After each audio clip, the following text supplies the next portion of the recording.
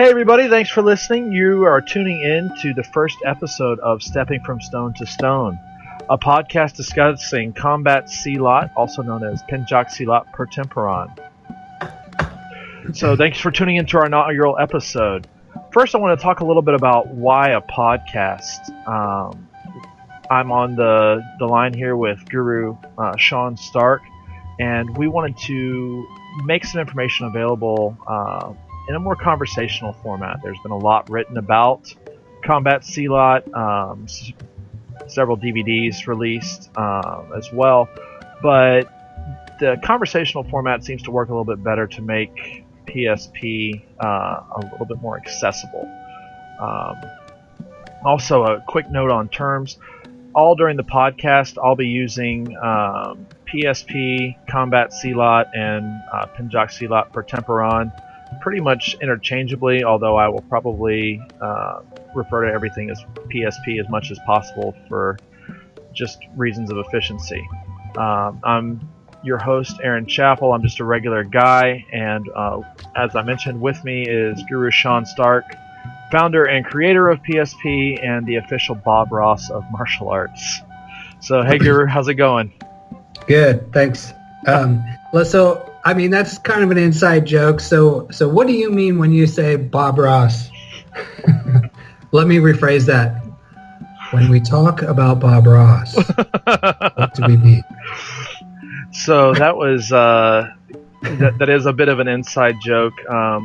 You're a little bit, I guess, laconic might be a word, or choleric maybe. I don't know. And you tend to talk in a monotone, Guru. So we've had conversations where, although the body of the conversation is really interesting, the tone is your grocery list. That's why you got the nickname the Bob Ross. That's why you got the nickname the Bob Ross of martial arts. That's typically how I like to beat people up too. Yeah, that was my first experience practicing neck breaks with you. Was the absolute look of boredom on your face as my neck was cranked to the limit that it should go, and then maybe just a bit past that. But I'm fine. The twitches have mostly settled down. So. Free adjustments. Yeah, the amateur chiropractor using the Indonesian method. So to start out with, I think it's kind of important to set the background of PSP, and that obviously starts with you, Guru. So where did you start out in martial arts? I started out in high school training in Taekwondo, kind of not really very steadily, but I had a friend who was training, and he kind of got me turned on to it, and attended some classes and stuff like that, but didn't really have the financial capabilities of being a regular attendee to the class, so he just took it upon himself to continue to teach me kind of on the side. It was good for him to get some training time in, and of course, obviously, good for me because I got the experience of kicking more than I needed to. So a friendly punching bag that hopefully learned something along the way. Yeah. So you studied a couple of different martial arts kind of as things went on, or? Yeah, I mean, I had a base in Kung Fu and Tai Chi primarily, and then from there, expanded and grew a base foundation in Kali and Arnis, and then Silat. But that was, all of those arts, I probably spent a decade or so in each, not congruently, but overlapping. And then, tons of little exposures here and there that will last a year or two depending on availability and all that. So drive time and things of that sort. So, I mean, I went from, I started in the military doing Judo Aikido, not as a blend, but those two arts. And then got out of the military and did Judo and Aikido, actually Judo rather, in college again and got introduced to Kung Fu in college and a couple of different versions. The primary system that I was studying was Min Chuan, which is kind of a cotton fist Kung Fu style. It was a blend with some animal stuff. And then the Tai Chi, which was Yang style, and did that alongside and got exposure to, Bak Shaolin Jing Jiao Pai and Wing Chun and JKD, and then that introduced me, the teacher that was introducing me to JKD also introduced me to Hak Kun, which is a Gocho variant from the Philippines, and a much smaller variant, but very relatable. And then he also introduced me to Mande Muda through the JKD lines, and that got me kind of interested in it, but not extremely. I was more interested in the Kali and Eskrima. So I pursued that with several instructors, finishing off in Kali with Mike Sauk eventually, but that took a while. So I'd done Hockheim and Kali under the Inosanto blend for quite a while, and then I did some time in modern Arnis and so on. To me, I didn't really, I didn't have a huge line in that as far as like 10 years under the same teacher. Primarily it was all under Dan Molash was kind of my teacher in Hak Kun and the Kali, and so whatever other opportunities I would get, I would just kind of push it all together into one thing, because I didn't really see it as being all that different, to be honest, as more just emphases. And then started doing the Silat with Bruno Kruicki, who introduced me to Sturlock. He was interested in the Kuntao I was doing, which is the Hak Kun. And so we began training each other. I started training him in Hak Kun, and he started training me in Raja Sturlock and Garote Lorenza. So I did that for, I don't know, 10 or 12 years, something like that with him, up until about 2004 or 5, I think, was probably the last time that I trained with him directly. And then he introduced me to Rudy Varana Takasuma of Jati Wasesa, and I did a little bit of material with them, and ultimately ended up going to Indonesia and training with his brother, Guru Rabi Maulana, and Abek. I don't actually know his full name, but trained with them in Jati Wasesa, and had been doing Pomor as well. Got introduced to my Pomor teacher by Bruno, and yeah, so it's all kind of overlapping. There's a lot of years and years of training in multiple arts at the same time. Typically, I would say on average 3 to 4 arts simultaneously. Staying up till midnight training and going to work and doing it again the next day. So that's kind of what I did, and found a real home in certain ways in Pomor, and really enjoyed Sturlock and the Kuntao and the Kali and Jati Wasesa, but I didn't have enough regular access to Jati Wasesa to really progress in that. Well, that sounds pretty interesting. Apparently you can get a lot done if you limit TV time, so...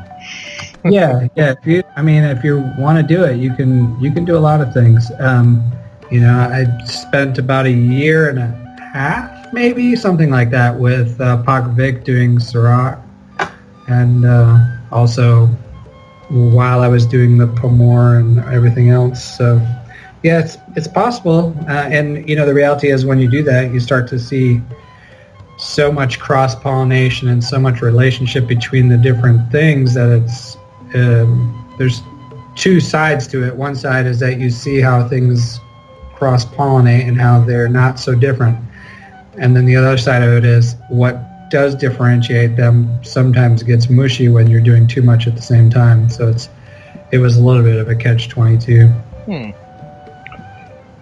So you did several different arts. Was there something specific that you were looking for, or was it just, hey, this is the next cool thing around the corner? No, I mean, I grew up kind of fighting and spent a lot of time doing a lot of playground fighting, when I was younger, and at school and in the streets. I wouldn't say that I was like any kind of a professional fighter or anything like that. I was just kind of a unguided kid, and during that that portion of my life, that's what I did. Volunteer to fight people and just for the hell of it, and people who were much older or whatever. And some of it, I think, was trying to fit in and gain credibility and all that. But in the process, what I learned is that sometimes when you get your ass kicked, you kind of need to figure out what you're doing wrong. It's not just keep fighting, because that's not a lot of fun when guess what, I can't see out of either of my eyes for the next 3 hours because they're completely swollen shut. So, there were some moments where you kind of go, all right, what is all this about? And I continued to kind of experiment with all of that throughout the training, And when I started off in the judo and aikido, I was like, that's cool. I just couldn't quite see it so much as a martial art. No offense to anybody, but it was a lot of fun and it was a lot of culture, and I enjoyed it, and I still use it, but I use it in a different context than it was presented.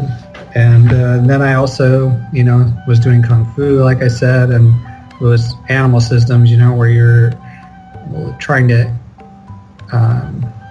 mimic a crane or mimic a monkey or mimic a tiger or mimic a snake or whatever. And it was such an exaggeration of combativeness that it just really didn't work when it came down to it. Not that components of it didn't work. I still use some of, the material. But the exaggeration of it, I found to be culturally interesting, but not necessarily our culture, right? Like, people in the U.S., will just basically tackle your ass if you're being an idiot, or they'll punch you, from the overhand hook or whatever, you know what I mean? There's not a lot of like, wait, I'm getting into crane posture. So, so it was kind of that constant like checking, does this actually work? Does this not actually work? And so in that process, of studying, I at one point had relocated and started in a Shaolin school, which was Long Fist. And I enjoyed the school to some extent, but I actually did not end up staying there very long because shortly after starting, on a regular basis, they would have this fight night, and I got introduced to Hugo, which is his nickname. And Hugo would go there on fight night, which was an open fight night. Anybody could come to it, and he would basically just run the mat. He's kind of a bigger guy, and kind of just, at the time he was training 6 to 8 hours a day, and it was basically his livelihood. He was trying to teach and run a school and all that, and so he was fairly good at it. I'll never give him that much credit because he'll be listening. Yeah, he'll eventually hear this, and then I'll have to, put up with that. So, he came, and I remember him calling me out and being like, I want to fight you, and if you know Hugo, you'd know that that's not even remotely difficult to imagine. So it's kind of hard not to imagine that. Yeah, exactly. Yeah, so he called me out, and I ended up fighting him, and like I threw a hit on him, and we threw hits on each other, and he realized that I don't mind banging, and kind of we became fast friends at that point. Like immediately after the class, we went out and we went out to eat and had coffee and just basically yapped for about 3 hours over martial arts, and he was in many ways kind of the antithesis of my thought pattern. But, the more I got to know him and the more we banged together and trained, the more analysis we would do with each other about the materials we were studying. And I realized that we're really talking about the same stuff just from different perspectives. And so we ended up, to this day, I consider him my best friend. And he is kind of my sounding board. When I was going through these materials trying to find things, like that actually work, and you apply them to somebody who's essentially like training with a deficit, like, why don't you just tie one arm behind your back? That would be the equivalent of fighting Hugo. And so that's what I was doing, and I would fuck the tiger. The tiger's not working. The crane's not really working. And, and so I started chipping away and looking at what was functional. And what it always came down to was sort of this simplistic component. What was simple is what I did, because everything else, the complexity of it made it improbable and impractical for combative stuff, especially with the deficit of working with somebody or working against somebody who's not unwilling to go Mike Tyson on you. He'll bite you or whatever. And very aggressive and very large. So that was kind of my process through all those different things, is trying to find solutions for things that you could have a class period where you could do the best drills in the world with the most aggression and all that stuff, but it was still a drill, right? Until you had somebody break it or actually not care about the drill, that's when you realize that, this doesn't actually work so well. And so that's kind of what Hugo was for me. Yeah, I'm trying to remember. I think I first met Hugo, like you and I have talked about him before, in 2004 or 2005. Yeah. I want to say. Was that the one in Iowa or Kansas City? I went to both, I think. No, I went to the one in Kansas City. I didn't go to the one in Iowa. Yeah. And if I remember correctly, I got fish hooked and eye gouged and farted on and bitten, and I think I got eye gouged again. Yeah. So, yeah, and that's a quick interjection I want to make. As we mentioned earlier, Guru Stark is a little bit laconic or understated sometimes. You're how tall, Guru? About 6'1". Okay, so about 6'1", and probably, depending on how well the food's been, what, about 240, 250, maybe? No, actually, I'm a much trimmer, more beautiful me. I'm running right now at about 210, 212, but I do a lot more lifting and stuff now, so. Oh, well, I didn't notice you hitting any less hard last time, so maybe my vision was just kind of swimming. But Hugo, when I met him, was closer to his fighting weight at about 280 and about 6'7" in his sock feet.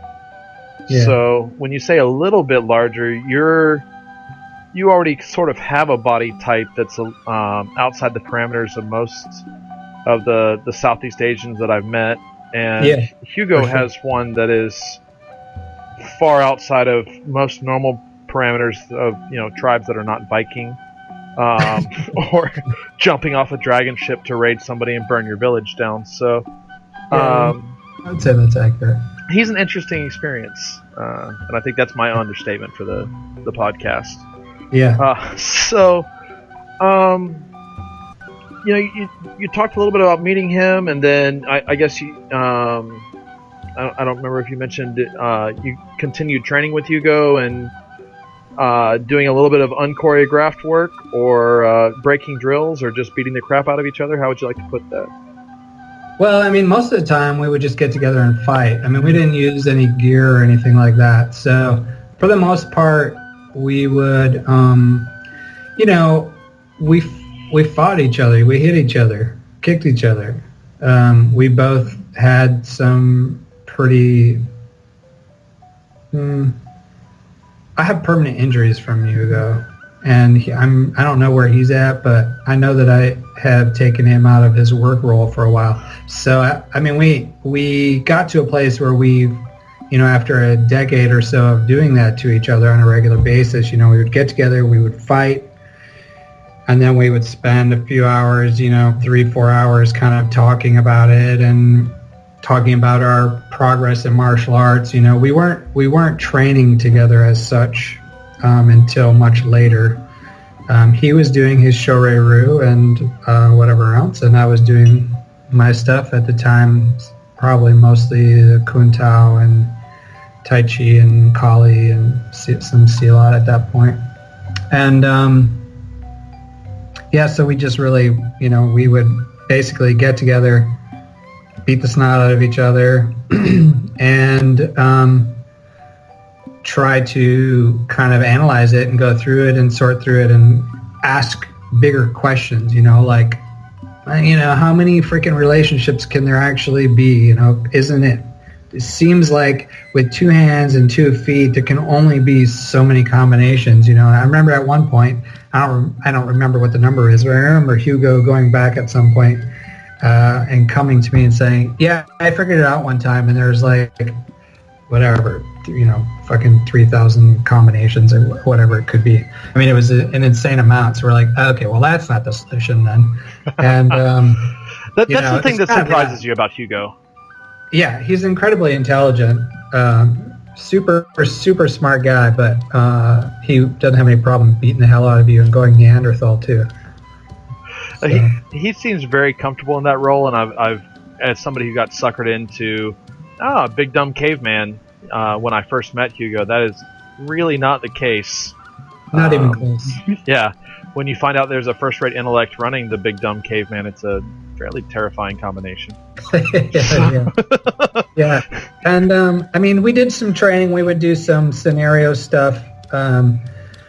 In particular with guns and knife, Hugo always told me that, knives scared the hell out of him, and all that stuff. And so we did a lot of that as well, just to, practice with starter pistols, loaded starter pistols and stuff like that. So we've done before the days of airsoft.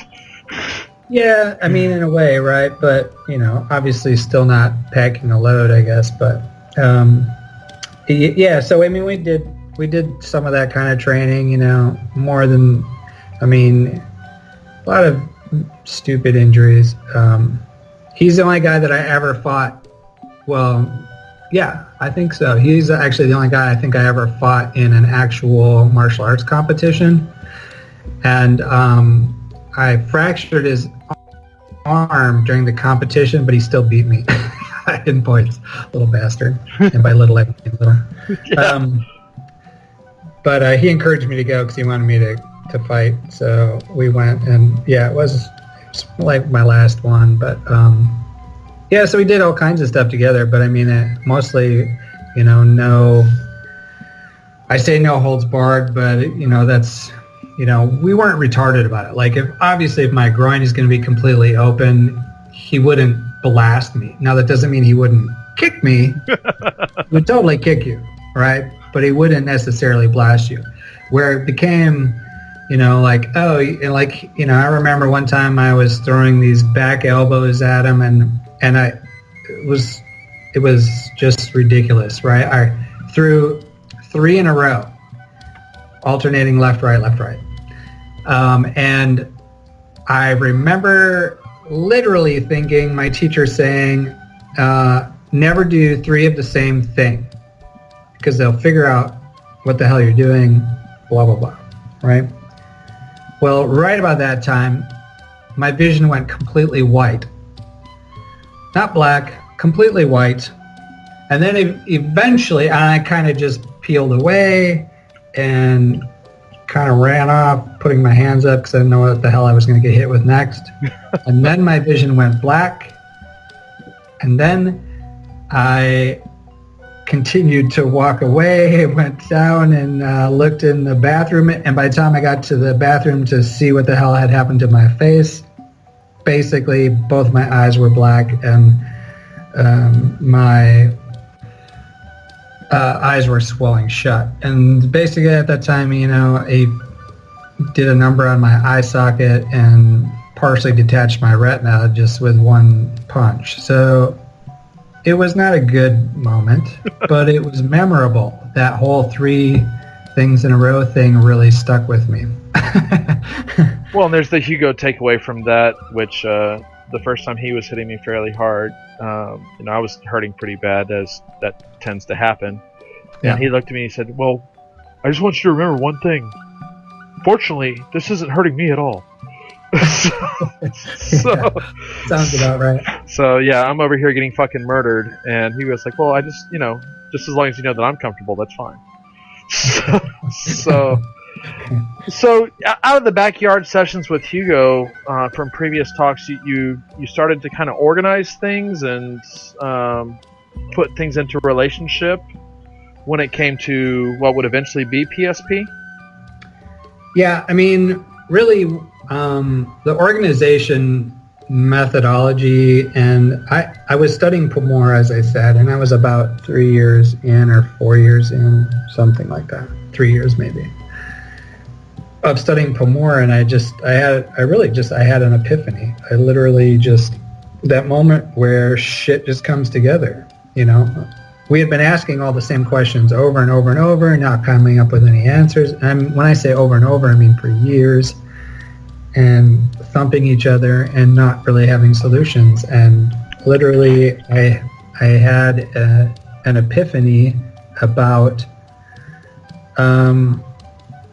some of those questions, which is like, how do you come up with a combination of materials that would address most everything, but without being, 3,000 techniques long, and so on. And it literally, PSP, not as it stands today, but PSP at its core came together in about 2 weeks' time. From the moment I had the epiphany and just sort of like processing what it all meant and putting it together, it really was only a couple weeks. And since then, I've continued to learn from it and about it and continued to refine it. And most of that refining has been reduction. Well, and that's something I think we'll probably have to save for next time, but Sure. There's a few things from the worm's eye view, I think I've called it in the past, that are fairly unique in PSP. One of those is a constant urge, rather than to grow or bloat the system, but to pare it down to just absolute basics. Here's how you grow your attributes, here's how you express them. Yeah. And yeah, I mean, doing that for me was a process. It took me a long time to figure that out. I mean, but it was really about looking at, from having exposure to all these systems, right? You get to a place where you have to somehow put that information in your head in a way that makes sense to you, because there's so much different stuff, right? And what I found is that, there's a lot of different stuff, like what Pomor emphasizes and what Jati Wasesa emphasizes and what Shorei-Ryu does and so on and so on. Are the things that make them unique and standalone. But when you take away those things, what make them all formidable are the things that are all pretty much the same things. And so that's kind of what I started to try to find, is like, what are all the same things in all of these arts? And what are the things that I can find that have application from empty hand to weapons and so on? And and without all the bloat. So that's kind of where my approach was in putting things together, and reduction, I guess. Well, it's more or less been where it's been from the time I've been associated with the system, off and on for, well, more off than on for 13 years now. Yeah. So, no, I think that's a good place to put a pin in it. For everybody who's listening, one of the things that we are trying to do is keep these relatively short. So, for instance, I drive all day, and not everybody has that opportunity. So, if you've got 30 minutes, you can sit down and listen to one of these versus having to spend several hours on them. So, thanks everybody for listening. Guru, do you want to say anything to close out?